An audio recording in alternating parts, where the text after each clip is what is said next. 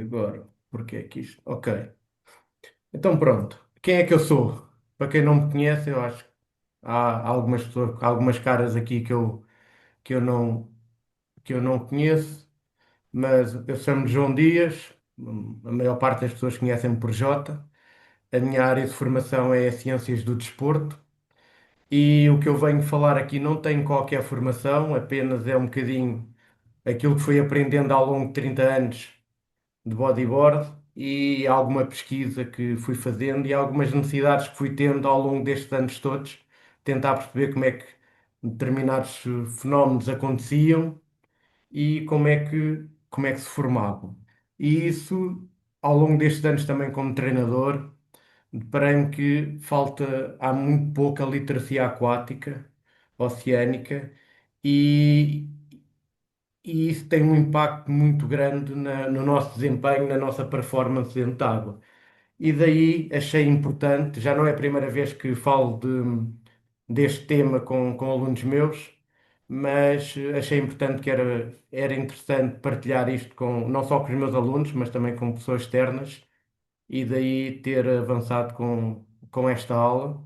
Esta aula vai ser basicamente teórica e depois irá haver uma aula prática onde vamos fazer simulações práticas, análise de métricas e previsão e onde é que poderíamos ir surfar com aquelas previsões. Então agora vamos avançar.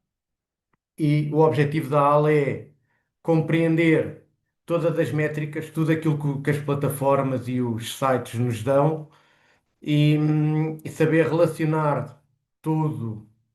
Deixa-me cá só tirar isto aqui. Relacionar todas essas métricas para depois fazer uma decisão mais acertada possível de acordo com as minhas capacidades técnicas, porque o que é bom para um pode não ser bom para os outros, certo? Portanto, isto tudo começa com a formação da ondulação. E como é que se forma a ondulação? Nós, ou seja, existem baixas pressões que fazem, transferem energia para uma superfície oceânica. Essa energia vai causar turbulência na superfície oceânica e essa turbulência começa a afastar-se do epicentro, começa a formar umas ondas capilares, ondas mais pequeninas, e à medida que vai afastando do, do epicentro, vai-se organizando, vai criando linhas de ondulação, de swell, e que a esse fenómeno chamamos de FETs. Ou seja, para este fenómeno acontecer, nós precisamos de três fatores. Precisamos da intensidade do vento, da duração e da área afetada. Ou seja, quanto mais forte for a tempestade, durante a maior parte do tempo, quanto mais tempo essa tempestade durar e quanto maior for a área afetada, maior irá ser a ondulação. Com mais energia terá essa ondulação. E existem dois tipos de formação de ondulação. Temos o mar de vento e o mar de fundo. O mar de vento é aquela ondulação formada perto da costa. Torna o mar mais irregular, com o período pequeno, não é de fácil leitura, muito desorganizado, não tem muita energia. E depois temos o mar de fundo, que é esta ondulação que eu estava a falar. É uma ondulação feita no meio do oceano, afastado da costa e demora vários dias a chegar até à placa continental. E isso origina o quê? Linhas mais organizadas, o período e o comprimento de onda são mais espaçados, conseguem manter mais energia ao longo da sua deslocação, não há tanta dissipação de energia como no mar de vento, e depois, quando chega à nossa costa, naturalmente vai formar ondas com maior potencial de surf. Ou seja, nada mais é o swell nada mais é do que a energia em movimento ao longo do oceano até chegar à forma de onda. E eu falei há pouco no comprimento da onda. O comprimento da onda é a distância entre duas vagas e está diretamente relacionada com o período. O período é a distância que uma onda leva até à onda seguinte.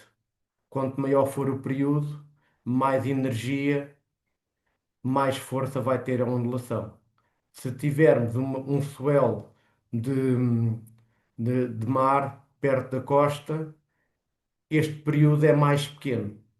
Mais pequeno, forma ondas mais fracas. Alguém tem dúvida de alguma questão? Estou a andar muito rápido? Não estou? Está tudo ok. Ok, vamos avançar. Então, forma solar no oceano, vem a navegar, o swell alinha e chega à placa continental. Assim que a placa continental começa a diminuir de profundidade, a onda, a vaga, começa a tocar no fundo, vai entrar em desaceleração, o período de onda vai encurtar até que a vaga eleva-se acima do nível médio da água do mar e vai rebentar em forma de onda. É assim que a onda vai rebentar. Diminuição do fundo, encurtamento do período, desaceleração e rebenta a onda. E isto tudo, o que vai interferir na formação da onda, existem vários fatores. Um deles é a refração. Imaginem o que é a refração. A refração, a ondulação vem com uma determinada direção, um determinado ângulo em relação à costa.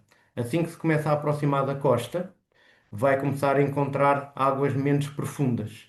E a refração nada mais é do que o alinhamento da vaga, do swell, em relação à placa continental, à praia, digamos assim.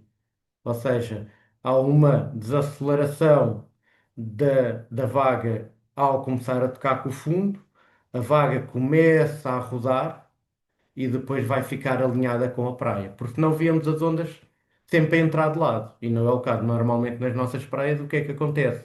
Nós estamos de frente para a praia e vemos a onda rebentar de frente. Mas a ondulação não vem sempre de frente, ou vem de norte, ou vem de sul, pode vir do oeste numa praia que recebe a ondulação a oeste, mas repararem, ela vem quase sempre de frente para nós. Isso é devido à refração, é o rodar da ondulação para a praia que está a entrar. E existem outros dois fenómenos físicos, que é a difração e a reflexão. E isto também vão ter impacto na forma da onda.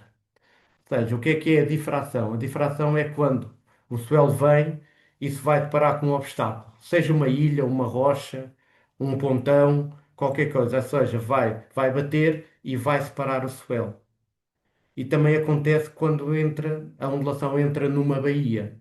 Imagine numa baía, a entrada na baía é mais estreita do que a dimensão da baía, a ondulação vai entrar e depois vai se espalhar pela, pela baía. Ou seja, isto vai originar normalmente ondas mais fracas. Há mais dissipação de energia e a onda tende a ser mais fracas. E depois há outro fenómeno também, que é a reflexão. É aquilo que muitas vezes nós chamamos do backwash.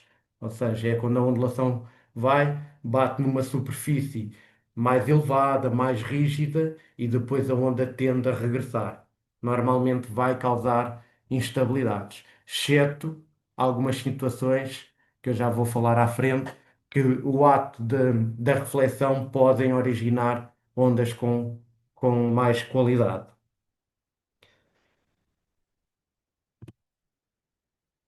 E agora temos a ondulação a formar, a onda alinha, a energia vai a navegar pelo oceano, mas não vem exatamente na mesma à nossa costa, ou seja, vai sofrer muitas interferências. E essas interferências podem ser externas, essas interferências podem ser naturais ou humanas. E o que é que estas interferências vão fazer? Nós temos um swell com um determinado padrão, mas ao longo da sua viagem até à costa vai sofrer vai sofrer o impacto do vento, das marés, das correntes oceânicas, da topografia, vai. Agora, deixa-me lá ver se. Caraças, pá. O tipo de fundo, as foz dos rios, pontões, portos, tudo isso vai ter influência na ondulação e essa ondulação pode vir a perder energia. Isto, isto para dizer, todos nós já vimos isso, já vimos um determinado padrão de ondulação que num determinado dia rebenta na nossa praia habitual com determinadas características. No outro dia vemos exatamente as mesmas previsões e vamos à praia e vemos condições completamente diferentes. Tem a ver com isto. Pressões atmosféricas, maré, as correntes oceânicas podem ser de verão, podem ser de inverno. Todos vocês já devem ter ouvido dizer a ondulação está mais fraca porque é a ondulação de verão. Normalmente a ondulação de verão pode ter o mesmo tamanho, mas não entra com tanta força como se fosse no inverno com exatamente o mesmo tamanho. Isso tem a ver com isto, com as pressões atmosféricas, com a temperatura da água, com a salinidade da água, tudo isso vai influenciar na, na qualidade da onda que chega à nossa praia. Ok? E agora temos aqui um caso prático, que é o Canhão da Nazaré, onde vemos aqui algumas situações que originam aquelas ondas. Basicamente, o que é que nós temos o canhão, que é uma fossa abissal. Nessa fossa, a ondulação está-se a deslocar e de repente chega a uma zona menos profunda, aonde eleva-se e rebenta. Mas neste caso, na Nazaré, não acontece isso. Vai acontecer uma interferência construtiva. E o que é uma interferência construtiva? Nada mais é quando duas ondulações ou duas vagas se juntam. Ou seja, estão a juntar duas energias, digamos assim. Nós aqui temos, vamos cá ver se eu vos consigo. Temos aqui o canhão, a energia vem por esta zona a determinada velocidade, chega a uma zona menos profunda, vai elevar. Entretanto, temos aqui uma ondulação a entrar ao lado na placa continental. Quando a ondulação que vem da placa continental é coincidente com a ondulação, com a vaga que vem pelo canhão, as duas unem-se e originam aquela onda grande na Nazaré. Ou seja, é uma interferência construtiva, quando há junção de duas ondulações. Também há interferências destrutivas, não é? Pode acontecer, por exemplo, uma onda reflexa, retorna, vai bater numa onda que supostamente era boa e vai destruir e vai estragar essa onda. Chama-se uma interferência destrutiva. Então, agora, marés. Outra métrica importante quando nós queremos fazer uma previsão e escolher o nosso sítio de surf. Primeiro vemos a ondulação, em que nós na ondulação temos que ver algumas coisas. É o tamanho da ondulação, a direção, o período e o comprimento de onda. Depois temos as marés, porque as marés estão diretamente relacionadas também com a qualidade da onda e se vai ou não rebentar onda em determinado spot, determinada praia. Então quem é da Ericeira garantidamente vive isso diariamente, porque há ondas que só funcionam de maré vazia, há ondas que só funcionam de maré cheia e temos que estar sempre a par da ondulação. Então, e o que é que origina as marés e as variações de marés? Sem me alongar muito, basicamente tem a ver com a força gravitacional da Lua e do Sol sobre a Terra. Ou seja, e temos duas marés cheias e duas marés baixas, praia-mar, baixa-mar, ok? E porquê é que nós temos uma praia-mar e uma baixa-mar? A praia-mar acontece e, com maré alta e baixa-mar, maré baixa. E depois temos a cada 15 dias as marés vivas e as marés mortas. A maré viva nada mais é quando há uma grande amplitude de maré. Ou seja, a maré pode ter uma amplitude superior a 3,5 metros aqui em Portugal e as marés mortas podem baixar de 1 metro de amplitude, ter uma amplitude inferior a 1 metro. Ok? Ou seja, na maré viva há uma maior ação gravitacional da Lua e do Sol e acontece quando o Sol está alinhado, o Sol e a Lua e a Terra estão alinhados. Ou seja, coincide com a maré, com a lua cheia e a lua nova. Tem que haver o alinhamento, tem que haver o alinhamento entre o Sol, a Lua e a Terra para haver as marés vivas, maior amplitude de maré. E as marés mortas coincidem com os quartos, quarto minguante e quarto crescente, onde faz um ângulo de 90 graus Sol e Lua e Terra. Normalmente as marés vivas, o que acontece muito, a maré parece está muito vazia, parece que não enche. Quando chega ali à meia maré ou um bocadinho acima da meia maré, sobe de repente. Há uma variação muito grande e muito rápida. Nas marés mortas, isso não acontece tanto. E depois temos outra variável muito importante, principalmente é uma variável que temos que ver quando estamos no local, que são as correntes, as correntes costeiras. E nas correntes costeiras nós encontramos três tipos de correntes. Ok? Temos as correntes oceânicas em alto mar e depois na nossa costa temos três tipos de correntes. Temos a corrente de retorno, as rip current, temos as correntes paralelas, as longshore, e temos as de ressaca. As correntes paralelas são correntes que vão ao longo da praia. É aquela corrente chata que nós estamos no outside e está-nos sempre a arrastar para fora do pico. É difícil mantermos no pico porque está sempre, é aquela corrente chata. Normalmente tem a ver com o vento, quando está vento de lado, esse vento vai-nos empurrando, e muitas vezes quando a ondulação está a entrar muito de lado, muito em ângulo, na costa, e também acaba por fazer essa corrente lateral. É chata porque obriga-nos a estar a remar muito, torna as surfadas muito mais cansativas. Depois temos as correntes de ressaca, que é aquela corrente de retorno, que a onda entra na praia e depois há aquele escoar da água que depois vai para os canais das correntes de retorno. São aquelas correntes que na realidade são as mais perigosas. É aquela corrente que pode ser a amiga do surfista, que nos ajuda a passar para o outside, não é?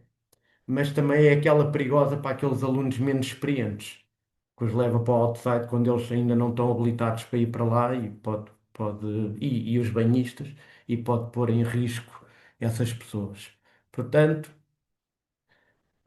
já, já temos aqui correntes de retorno, são fundamentais, ter muita atenção, chegar à praia, ver, identificá-las. Normalmente as correntes são zonas mais escuras, a água é mais balançada, há muita espuma, não rebentam tantas ondas, ou as ondas que rebentam são assim ondas mais fracas, sem muita força, e são zonas muito mais profundas.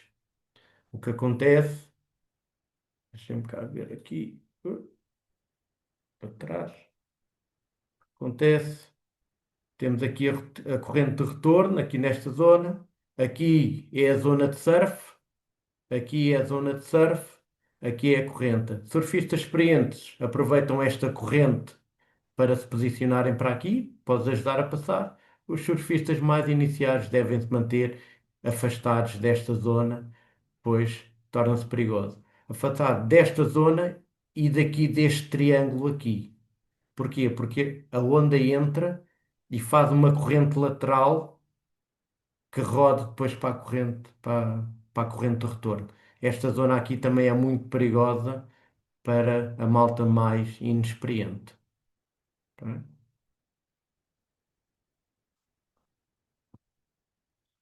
Até agora, dúvidas? Não? Então agora vamos às rebentações. Tipo de fundos. O que é que nós encontramos? Temos fundos de areia, são fundos móveis, de um dia para o outro podem mudar a zona de rebentação da onda. Um dia está aqui, outro dia pode estar ali consoante a maré e as ondulações que vão acontecendo. Ainda agora houve esta tempestade e a nossa costa foi fustigada e os fundos mudaram todos. Temos o Guincho que perdeu uma duna, temos a Praia Grande que tem rochas a meio da praia, ou seja, mudou, levou areia, ou seja, são picos que mudam muito. Depois temos os rifes, podem ser recifes de coral ou de rocha, são ondas normalmente rápidas, são ondas muito sensíveis à maré, são ondas só que funcionam com determinada maré, são muito sensíveis com a variação das marés. Depois temos os point breaks, são aquelas ondas que rebentam ao lado de promontórios, de cabos, de pontões, em que a onda faz uma refração juntamente com uma difração. Ou seja, há a rotação da onda a acompanhar a costa. Normalmente são ondas mais compridas, muitas vezes têm várias secções, e epá, são mais adequadas normalmente a surfistas de intermédios e avançados, porque são ondas mais exigentes. Os reef breaks são ondas de avançados, porque normalmente são ondas escavadas muito intensas. Depois temos os fundos mistos, areia e rocha.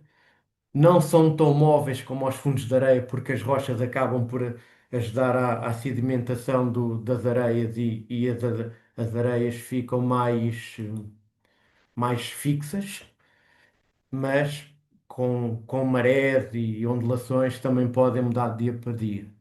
Depois tem aqui o slab, nada mais é com riff, só que é uma zona muito profunda e de repente a ondulação encontra uma bancada de rocha ou de coral e é uma onda que levanta rapidamente e rebenta muito. É muito intensa, muito forte. Surfistas experientes para, para surfar este tipo de onda. Depois temos foz dos rios, à boca do rio, à sedimentação de areia, normalmente também rebentam ondas aí. Temos aqui o Mar da Calha, aqui ao lado do Bugio, na na Foz do Lisandro, quando abre o rio, às vezes faz aquela bancada lá fora e também dá uma onda, dá uma esquerda boa, mais fora. Temos uma onda muito conhecida, que é Mundaca, no norte de Espanha, que também é a foz de um rio, também dá uma onda muito comprida, muito intensa, com várias secções tubulares. Depois temos os shore breaks, são aquela onda que rebenta em um close-out em cima da praia, ou seja, uma onda que vem, é uma praia tipo calada, ou seja, vem com muita profundidade e chega à praia, levanta e rebenta uma onda muito intensa em cima da areia. E depois temos os edges, são aquelas ondas em que muitas vezes bate num pontão, há uma onda reflexa e depois vem uma onda a entrar em direção à praia, essas duas vagas juntam-se, faz uma interferência de convergência e rebenta. Pronto, basicamente são os tipos de ondas que nós podemos. E isto é importante nós sabermos isto para saber escolher a zona para onde nós vamos surfar. De acordo com o nosso nível, eu tenho que saber que tipo de rebentação e que tipo de onda é que eu vou escolher para surfar. Obviamente, um surfista, se calhar, de aperfeiçoamento, não vai para um riff, mas se calhar pode ir para um fundo de areia, se calhar pode ir para um fundo misto, se calhar pode ir para um point break acessível, mas todas as outras tornam-se muito mais difícil, ok? Mediante o nível técnico de cada um, vai escolher o tipo de rebentação onde vai surfar. E depois nós temos basicamente três tipos de ondas. Temos as progressivas, é aquela onda que rebenta e rebenta para a direita ou para a esquerda. Temos os close-outs, é aquela onda que numa linha só vai rebentar de uma vez. Normalmente não são ondas surfáveis, porque rebenta em toda a sua extensão. E temos umas ondas que são talvez das mais perigosas, que são a espraiada, que é aquela onda que não rebenta, chega à praia, sobe a bancada de areia e depois retorna muito rapidamente e normalmente tem muita força. São ondas que facilmente a pessoa desequilibra e vai vai com a onda, entra d'água, depois, como tem uma profundidade muito acentuada, torna-se difícil sair e há muitos acidentes e afogamentos devido a este tipo de ondas. E agora, relativamente à forma da onda. Nós temos uma onda progressiva cheia, aquela onda gorda, é uma onda indicada para o surfista iniciante. A onda vai rebentando lentamente, tem um pendente mais deitado, é uma onda mais fácil de leitura, tecnicamente mais fácil de ser surfada, mais lenta. E depois temos uma onda progressiva mais tubular, mais cavada. Já é uma onda que já exige alguma técnica e não é tão fácil de conseguirmos manter a linha devido à energia que essa onda tem. Tem muito mais força, é preciso termos mais técnica, mas também é a onda que proporciona, se calhar, mais performance, seja tubos, seja manobras mais verticais. Depois temos o pico triangular, nada mais é que uma onda progressiva que rebenta para os dois lados, da esquerda e direita. E depois temos uma onda múltipla, ou seja, uma onda que rebenta para um lado ou para o outro, mas tem várias secções. Normalmente, os point breaks é uma das características dos point breaks, são, são este tipo de ondas, ou seja, tem várias secções, seja tubulares ou não, hum, ao longo de toda a sua extensão. E depois aqui temos, hum, a anatomia da onda, ou seja, outra coisa muito importante quando nós estamos a fazer o nosso surf e a evoluir é nós percebermos todas as secções da onda e saber onde é que devemos estar.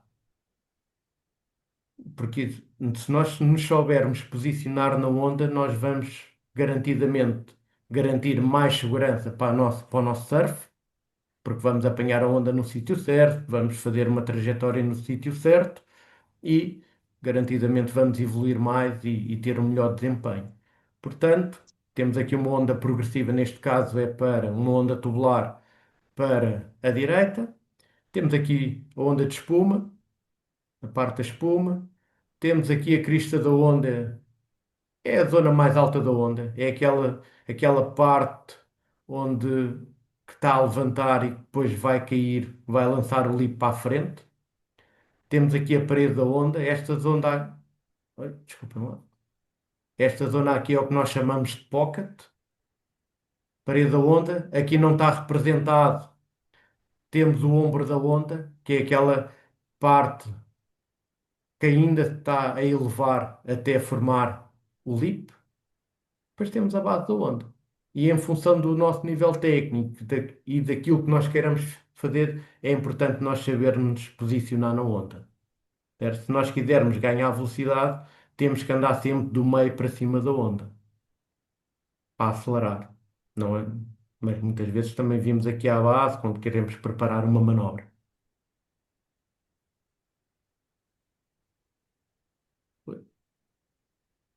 E agora, temos o vento.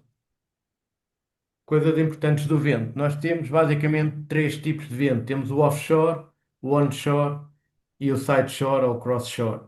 O onshore é aquele que vai de frente, é aquele que nós gostamos. Depois temos o onshore, é aquele que vem da praia, do mar.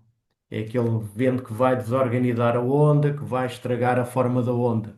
A onda começa a arrebentar, a esfarelar-se lá em cima e o offshore alinha e segura a crista da onda. E depois temos o lateral, que tanto pode estar mais rodado a onshore ou offshore. Ok? Se tiver offshore, se calhar aguenta. Se tiver um vento de norte, no caso de Portugal, se calhar consegue aguentar as esquerdas. Se tiver onshore, vai desfazer a onda e vai a parede da onda. E agora a intensidade também é importante. Offshore, sim. Glass, o que é que nós queremos? Vai depender. Glass, se não tiver um mar muito grande, provavelmente é aquilo que nós queremos, que não vai deformar a onda. No entanto, há momentos em que nós vamos querer algum vento também. Por exemplo, imaginem um offshore. Se tiver um offshore, um mar grande, nós vamos querer que esteja um bocadinho de offshore para aguentar a crista da onda não cair tão rapidamente. Se, se o mar estiver pequeno, muito pequeno, se calhar não vamos querer um offshore muito forte, ao contrário de quando o mar está grande. Porquê? Porque se tiver um offshore muito forte e a ondulação for mais fraca e pequena, muitas vezes aquilo que nós dizemos na gira vai afastar o swell, ou seja, vai contra o swell e o swell acaba por não ter força suficiente para entrar na praia. Se for demasiado forte, também acaba por estragar o surf e dificultar muito a nossa surfada. Isto sendo offshore. Se for onshore, se for moderada forte, já vai estar a estragar o padrão da onda e a forma da onda. Portanto, a direção e a intensidade é o que vai definir a qualidade da onda. E depois temos aqui uma coisa que muitas vezes os meus alunos me perguntam assim: epá, ó João, porquê é que está sempre menos vento de manhã e ao final do dia? E tem a ver com este fenómeno, que são as brisas térmicas. De manhã temos uma brisa que acaba a ser uma brisa onshore, e isso acontece porque quando acordamos de manhã, a nossa crosta continental está a uma determinada temperatura. Há mais um equilíbrio entre a temperatura da água e da terra. À medida que o sol vai levantando, vai aquecendo a temperatura da terra, o ar que está em cima da terra vai aquecer e vai subir, e o ar que está em cima do mar vai se deslocar em direção à costa. Daí fazer aquela brisa onshore de manhã. Ao final do dia, acontece o inverso. Começa a arrefecer a crosta terrestre e acaba por muitas vezes haver assim um offshore fraquinho ao final da tarde. Pronto, isso tem a ver com as diferenças térmicas, entre a água e a terra. Até agora, dúvidas, perguntas? Está tudo ok? Eu não vos consigo ver a todos, mas pronto. Resumindo, nós para fazer uma previsão temos que ver vários fatores. Temos que ver o swell, a altura, período e direção. Temos que saber qual é a maré que vai estar naquele dia. Temos que saber o vento, direção e intensidade. E depois temos que ter consciência do nosso nível técnico. Para quê? Para depois escolhermos o tipo de praia. Vamos para uma praia de areia, vamos para uma praia de rocha, conhecer o tipo de onda, o padrão de onda. Eu estou capaz de surfar aquela onda, é muito exigente para mim, estou preparado, não estou. Vou para um sítio, vou para onde? Chego à praia, chego à praia, vou observar o que é que eu tenho à minha frente, como é que está o mar, porque previsões são previsões, só no local é que eu vou conseguir ver. E eu chego ao mar e vou avaliar aquilo que eu tenho à minha frente. E eu sei que daqui a 2 horas a previsão é do mar subir ou descer, a maré está a encher ou está a subir. Eu sei que o vento pode rodar, pode aumentar a intensidade ou pode diminuir. E em função dessa informação que eu já tenho, que já trago de casa, eu vou fazer a minha tomada de decisão. Vou entrar àquela hora, vou esperar um bocadinho, vou mais cedo para a praia. Chego àquela praia e vejo, esta praia não dá para mim, vou ter que mudar de praia. Ou seja, eu tenho as previsões, mas depois, eu tendo as previsões, vou escolher em função daquilo que eu tenho e daquilo que eu faço, das minhas capacidades. Chegando ao local, vou ter que voltar a analisar as condições in loco e fazer a minha decisão. E é uma coisa que eu sinto que os nossos alunos, meus e do João Paulino, não faz, confia tanto em nós, que nós dizemos assim, olha, vamos surfar ali, vamos entrar ali. E muitas vezes nem se questionam. Confiam em nós, porque nós já fizemos esse trabalho. Mas é importante vocês também fazerem esse trabalho. Hum. Portanto, temos aqui alguns erros que o pessoal mais inexperiente faz. olha só para o tamanho da ondulação, muitas vezes não vê a direção e o período, não, não tem atenção à maré. Ah, eu gosto de dormir tarde e só vou surfar lá para o meio-dia. Epá, mas se calhar aquela praia onde tu gostas de surfar não funciona amanhã ao meio-dia, funciona às 6 da manhã ou às 7. Epá, mas tinha que dormir, epá, tudo bem, pá, mas são escolhas, não é? Portanto, nós temos que viver um bocadinho em função do mar, digamos assim, se queremos apanhar as condições que nós gostamos de apanhar, não é? Escolher a praia de acordo com o meu nível, observar o vento. Muitas vezes as pessoas veem o vento a 1 hora, mas não veem como é que ele vai evoluir. Tudo isto são coisas a ter em atenção. Resumindo, foi aquilo que disse há pouco. Primeira coisa, previsão, analisar dados, fazer cruzamento de dados. Depois, onde é que eu vou surfar? Em que praia? Qual é o meu nível técnico? Estas previsões são boas para mim. Vou escolher a praia. E isto garantidamente que vai aumentar a nossa segurança, vamos apanhar mais ondas e vamos evoluir muito mais rapidamente. Sim? Pá, eu não sei que horas são, mas eu acho que andei muito rápido. Eu não tenho muito mais para vos dizer. Então pronto, falo já da próxima aula. Vamos pôr isto tudo na prática. Vai ter uma aula mais, não vai ser tão expositiva como agora. Não vou ser só eu a falar, vocês vão falar. Vamos todos fazer, discutir vários cenários e vamos tentar perceber onde é que iríamos surfar com determinadas previsões. Eu posso-vos dizer que a semana passada andámos a semana toda a olhar para as previsões e, e apanhámos muito boas ondas em Sesimbra. Fomos para Sesimbra e estavam muito, muito boas ondas. O João Paulino hoje também foi a Sesimbra, também apanhou umas ondinhas. E é isto. Se queremos procurar ondas boas, temos de saber analisar, temos que conhecer o recorte da nossa costa, onde é que pode ou não entrar swell e fazer a decisão mais acertada.